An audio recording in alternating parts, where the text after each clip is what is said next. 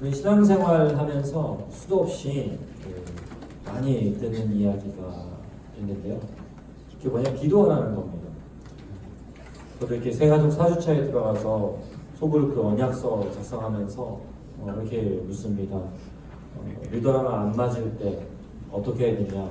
1번 리더랑 싸우고 뛰쳐나간다. 2번 목사님께 리더를 바꿔달라고 한다.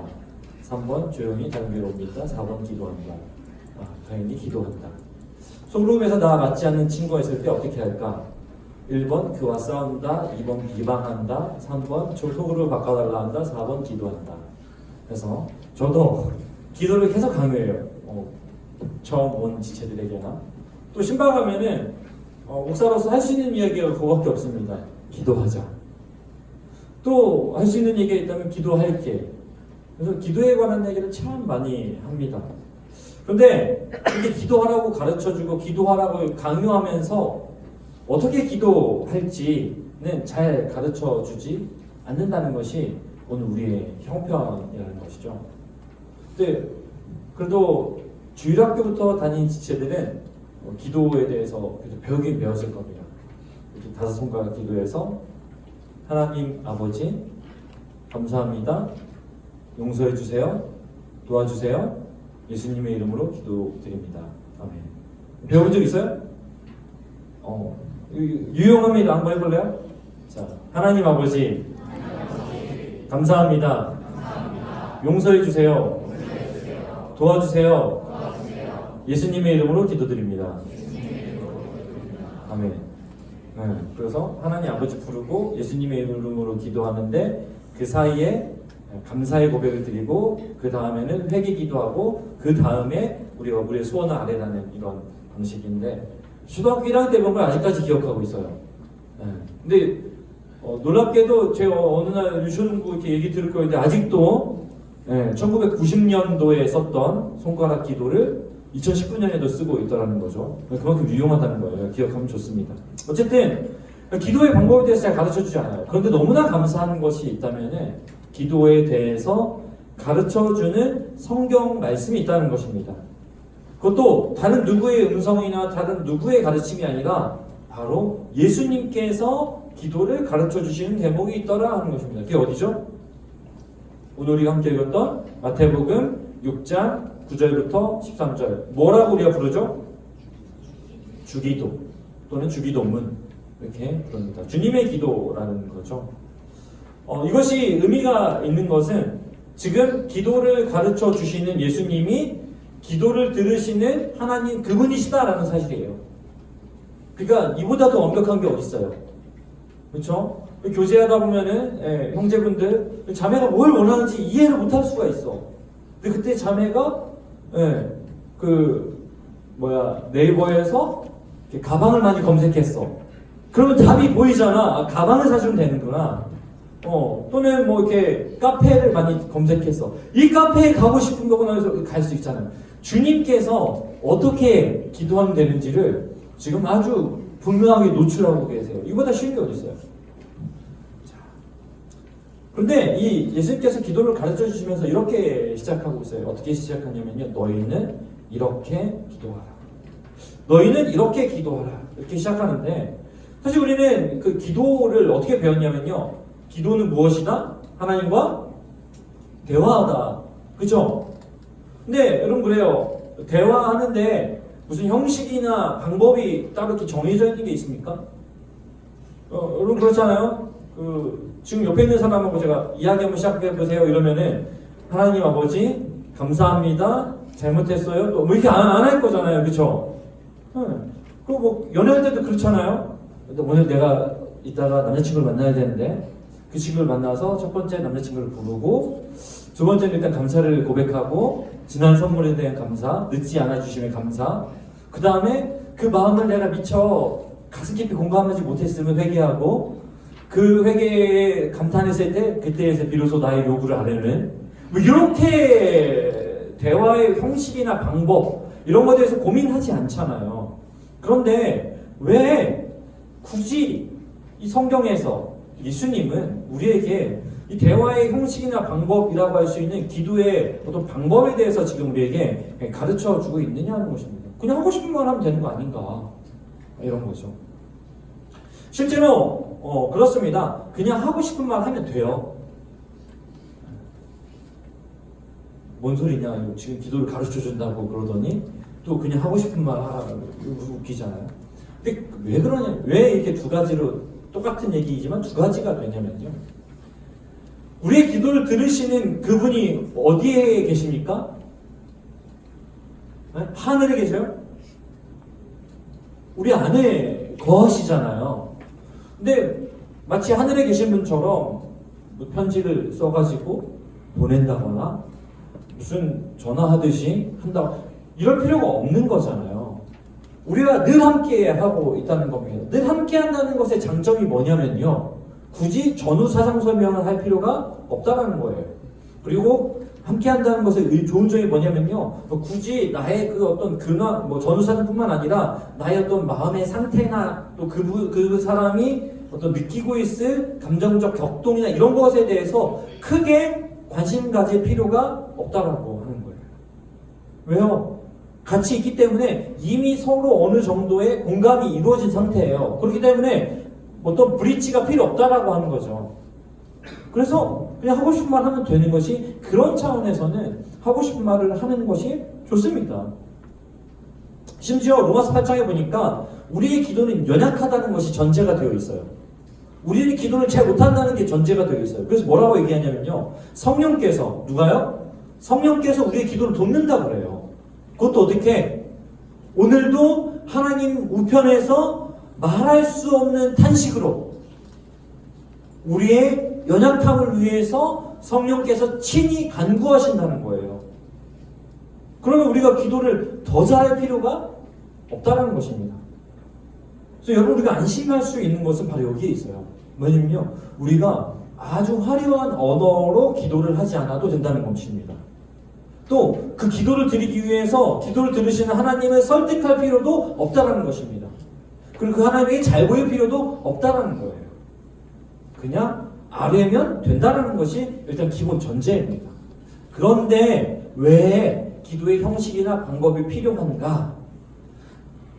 그 말은 뭐냐면요, 기도의 형식이나 방법이 기도 응답의 통로가 아니라는 겁니다.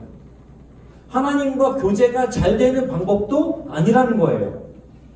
형식이나 방법이 그냥 하면 되는 건 맞아요. 그런데 형식이나 방법, 그리고 특별히 예수님께서 제자들에게 기도를 가르쳐 주시면서 이렇게 기도하라라고 말씀하시는 이유가 뭐냐면요, 이 기도를 가르쳐 주시는 내용이 담겨있는 마태복음 6장은 그 마태복음에서 잘 알려지고 또 매우 중요한 부분이라고 할 수 있는 산상수훈의 일부입니다. 뭐의 일부라고요? 산상수훈. 산상수훈은 말 그대로 산 위에서 주시는 교훈이에요. 근데 그냥 가르침이 아니고, 산상수훈이 유명하면서도 또 중요한 이유가 있는데, 그것은 뭐냐면요, 예수님께서 이 땅에 오셔서 세우시는 그 영원한 왕국, 그리고 그 왕이 누구인가를 잘 설명해 주는 것이 산상수훈이고, 무엇보다도 그 왕과 그 왕이 세우시는 왕국의 백성이 살아야 할 대헌장이자 헌법이 바로 산상수훈이에요.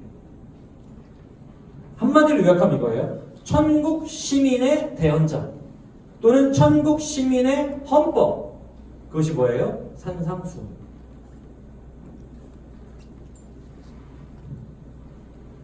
그 말은 뭐냐면요, 그 가운데서 주기도문이 어디에 위치해 있냐면 산상수훈의 중심에 바로 주기도문이 위치하고 있어요.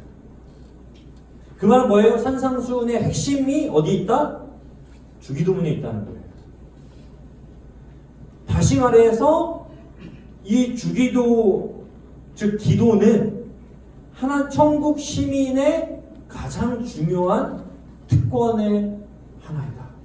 가장 중요한 특권이다 라는 것을 우리가 생각해 볼 수 있다는 것입니다.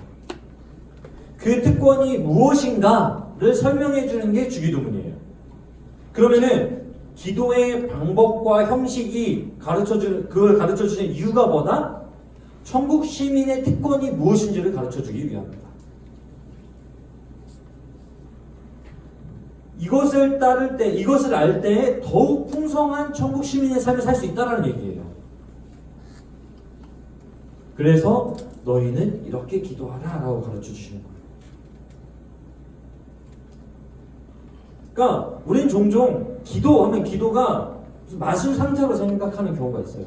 그래서 기도하면은 그 기도한 대로 응답되어야 된다라는 거. 물론 기도하면은 응답되는 건 맞습니다. 그런데 기도하는 것이 모두 다 내가 고백하고 바라는 대로 응답된다라고 했을 때는 틀렸어요. 기도하는 게 응답되어지는 건 맞지만 내가 간구한 대로 응답되는 것은 아니라는 거예요. 우리가 그런 착각을 하는 거죠. 아, 내가 기도했으니까 응답되어야 돼. 근데 여러분 그렇잖아요. 저도 그랬습니다. 중학교 때 하나님 떠났던 가장 큰 이유가 뭐예요? 하나님이 내 기도를 안 들어주셔서. 내가 좀 전교 1등 해야 되는데 1등이 안 되는 겁니다. 오히려 밀려나고. 나도 나이키 에어조던 신고 싶은데 나한테는 프로스펙스를 주시는 거예요. 나도 날렵한 승리의 여신의 그 날개를 갖고 싶은데 크가 누워있어요. 뭐 이런 프로스펙스 알아요? 프로스펙스? 네. 그게 그래도 토종 브랜드에서 아주 훌륭한 농구화 브랜드이긴 한데 그때는 나한테 나이키 에어조던에 비하면은 이건 고무신이었어요. 그럼 응답 안 되니까 우리는 하나님에게 실망하고 기도가 쓸데없다라는 게 되는 거예요. 그래서 성경은 분명히 우리에게 가르쳐주고 있습니다. 뭐라고요? 기도가 천국 시민의 특권이다. 그러면서 이 기도의 내용을 잠깐 살펴보면요. 이 기도는 총 6가지의 간구로 되어 있어요. 어떻게 6가지냐면 앞에 하늘에 계신 우리 아버지여 떼고 뒤에 나라와 권세와 영광이 아버지께 영원히 사옵나되 이 2개를 이거 떼는 거예요. 서론과 결론을 이렇게 떼세요. 그러면 6개가 남아요. 그 6개를 또 2기둥으로 나눌 수 있어요. 그러면은 하늘에 계신 우리 아버지 뗐죠. 그 다음 뭐예요? 이름이 거룩히 여김을 받으시오며 그 다음은 나라가 임하시오며 그 다음은 뜻이 하늘에서 이루어진 것 같이 땅에서도 이루어지이다. 이렇게 3가지로 뗄 수 있어요. 이게 하나의 기둥이에요.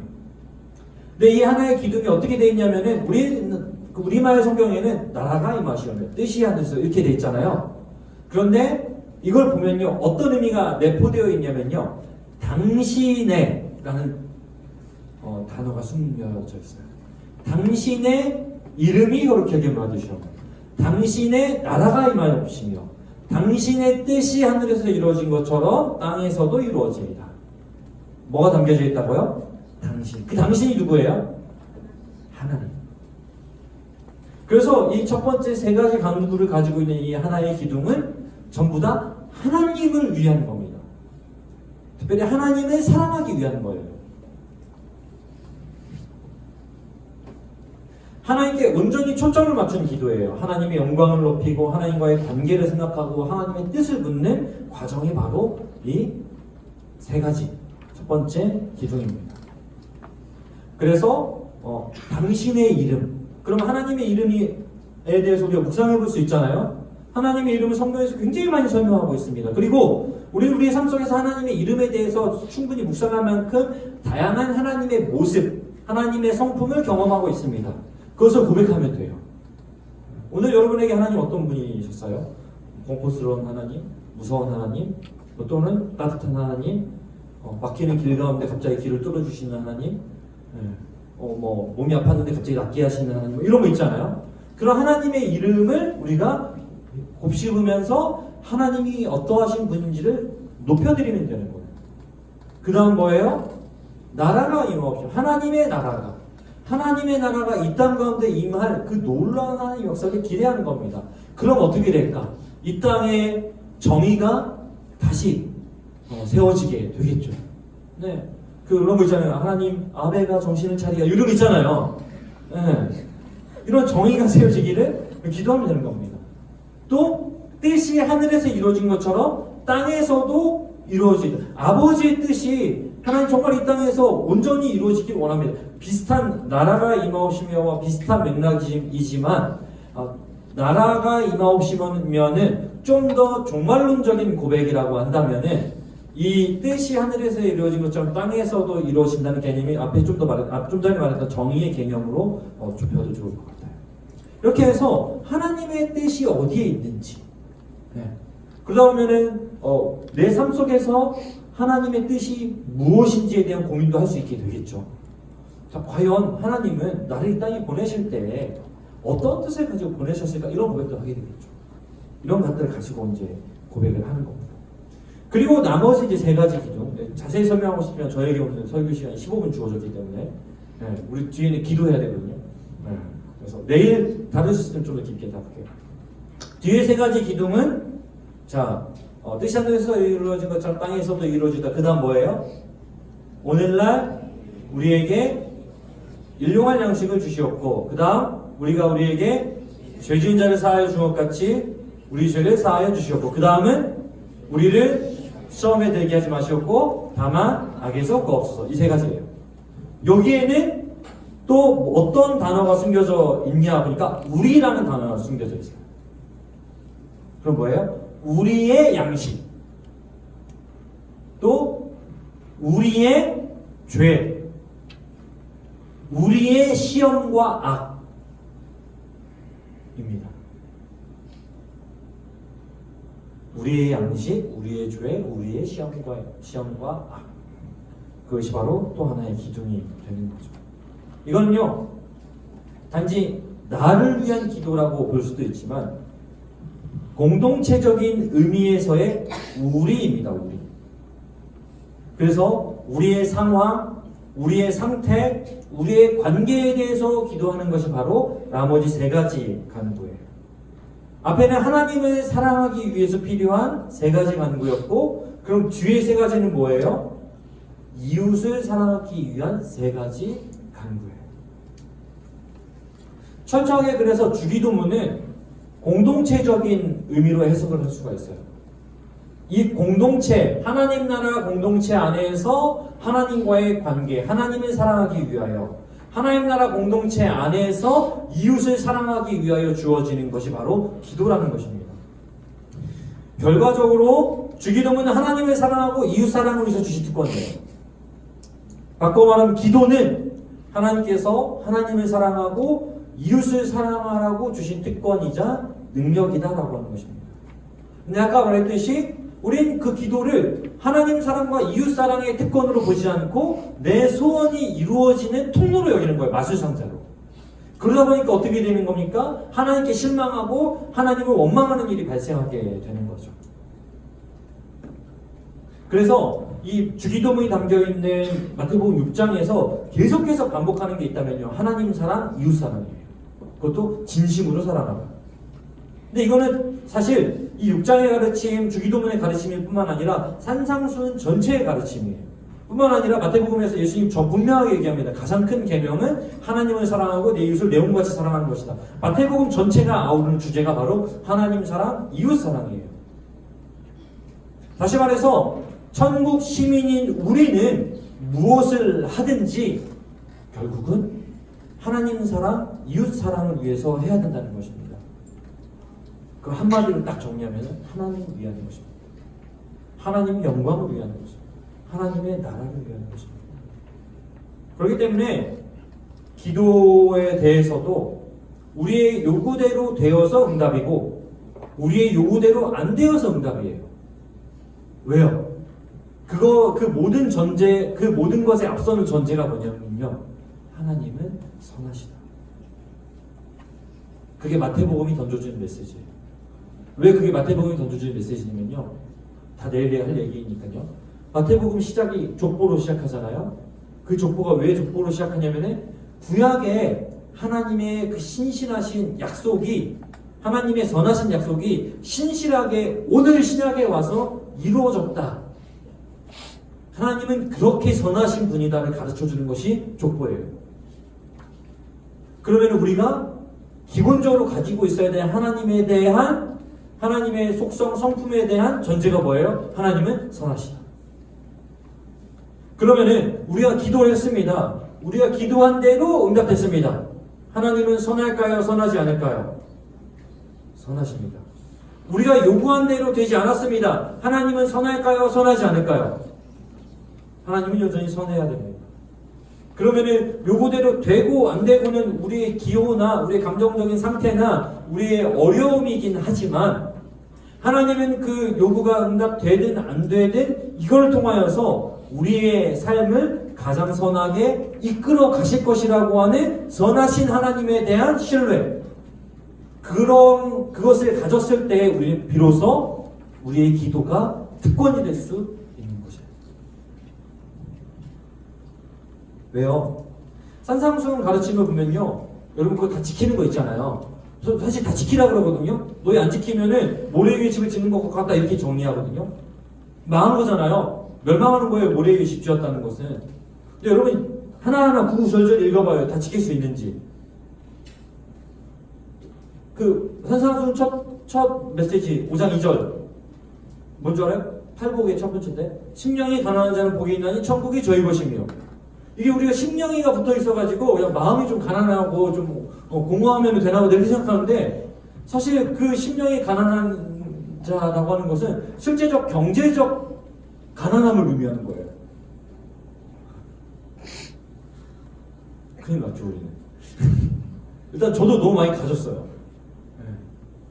예수님의 가르침이 그거거든요. 예수님 경제적 정의, 예수님의 경제적 정의는 뭐냐면요, 두 벌 있는 자는 한 벌 있는 자에게 줄 것이며.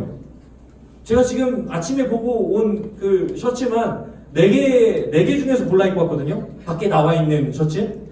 안에 열면 또 있잖아요. 저는 지금 소자를 시험에 빠뜨리게 되는 연자맷돌을 메고 뛰어들어야 될 만한 인물인 거죠. 산상수훈의 가르침은 굉장히 엄격합니다. 좀 무서워 빡세요. 그래서 행정팀에서 마태복음을 고른 것 같아요. 디톡스잖아. 너희 안에 있는 모든 노폐물 다 빼야 된다. 저도 이렇게 지금 노폐물이 빠지고 있는데 하얗죠 여기. 네, 고름이 나오고 있어요. 근데 산상수훈이 우리의 던져준 것이 굉장히 엄격해요. 큰일 났습니다. 우리 에어컨 틀고 있으면 큰일 나요.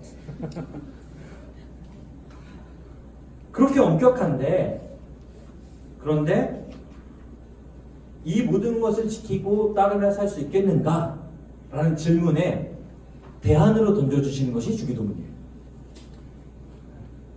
뭐예요? 우리는 이걸 지킬 수 없어. 그래서 하나님의 은혜가 필요해. 그래서 주신 것이 기도예요. 이 하나님 사랑, 이웃 사랑. 이걸 기도하는 겁니다. 우리의 힘으로 불가능해요. 원수 어떻게 사랑해? 공동체 안에 있는 에서의 이야기거든요. 공동체 안에서 내 뒷담화하고 다녀. 생각해봅시다 여러분. 기용이가 내 뒷담화하고 다녀. 그러면 어떻게 되겠어요? 용서 되냐고. 저는 용서할 수 있어요. 진짜 할 거야. 안 되거든요. 그래서 주신 것이 기도예요.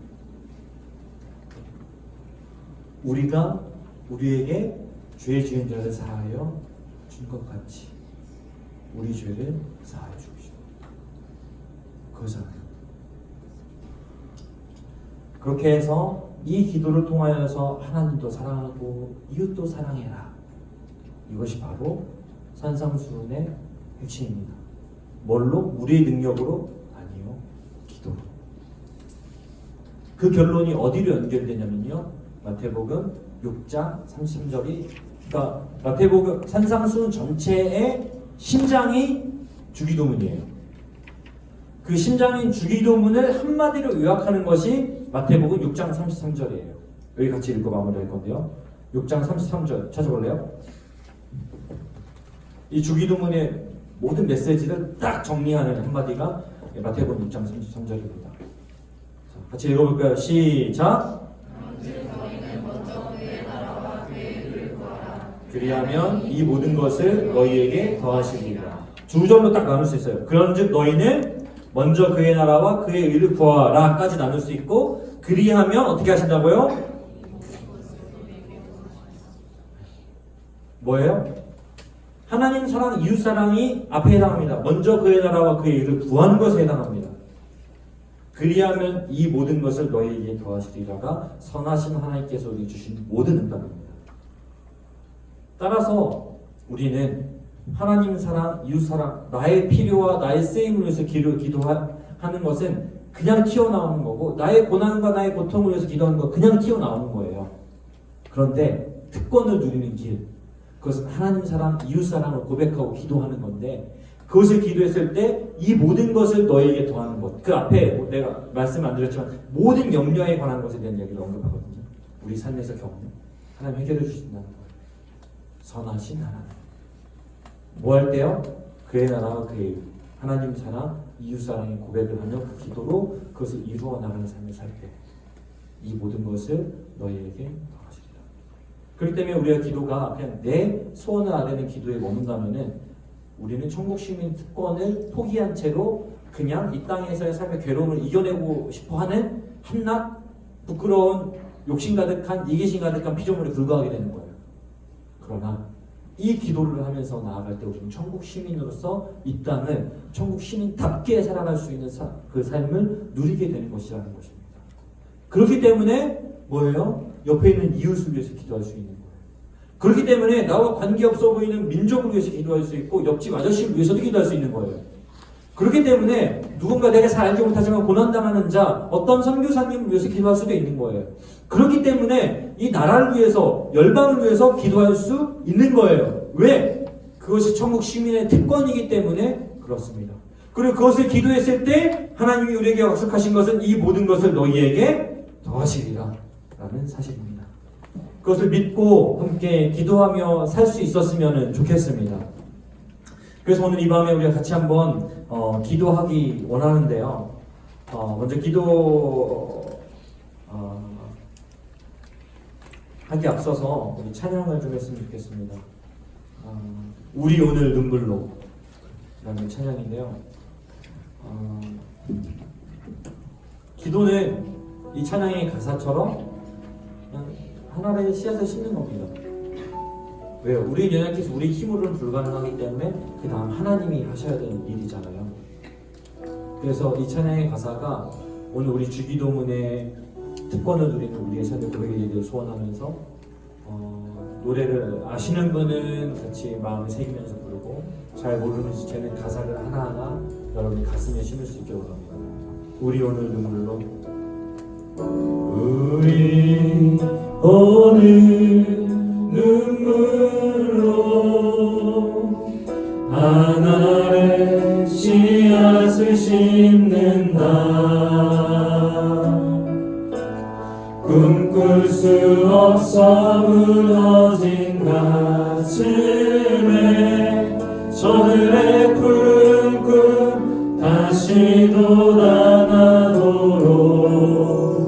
우리 함께 땀 흘려 소망의 길을 만든다. 소망의 길을 만든다. 내일로 가는 길을 찾지 못했다. 내일로 가는 길을 찾지 못했다. 저들 노래하며 달려갈 그 길. 그날에 우리 보리라. 그날에 우리 보리라. 새벽 이슬 같은 저들이라. 새벽 이슬 같은 저들 일어나. 뜨거운 가슴 사랑의 손으로. 뜨거운 가슴 사랑의 손으로. 친구하며 행진할 때. 치유하며 행진할 때. 오래 함께하였다. 오래 함께하였던 이 땅 어디서나 순결한 꽃들 피어나고 그의 나무가 가득한 세상 우리 함께 보리라. 우리 함께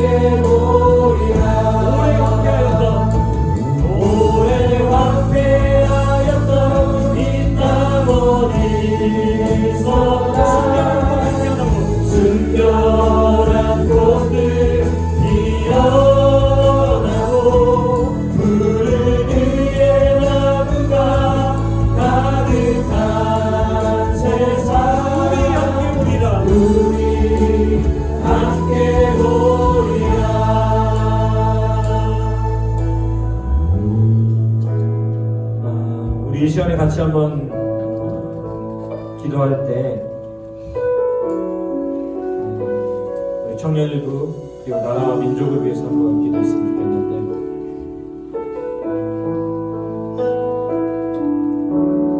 여러분, 나라와 민족을 위해서 기도하는 거, 또 이 시대를 위해서 기도하는 거 결코 의미 없는 일이 아닙니다.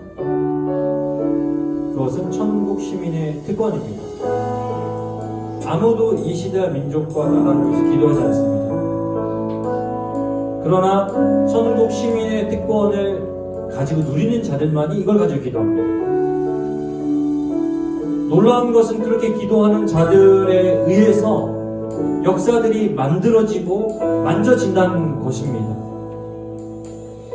근데 감사한 것은 그 역사들이 만져졌을 때 우리 개개인의 역사 속에서도 놀라운 복이 임한다는 거예요. 다시 말해서 결코 개인의 역사와 이 어떤 구원의 역사, 세상 역사를 결코 구분해서 생각할 수 없다는 것입니다. 그렇기 때문에 우리는 우리 자신을 위해서 기도할 뿐 아니라 나라와 민족, 시대, 특별히 우리 청년 세대이기 때문에 우리 청년 세대를 위해서 기도할 수 있어야 됩니다. 그리고 우리가 거하고 있는 공동체를 위해서 기도할 수도 있어야 됩니다.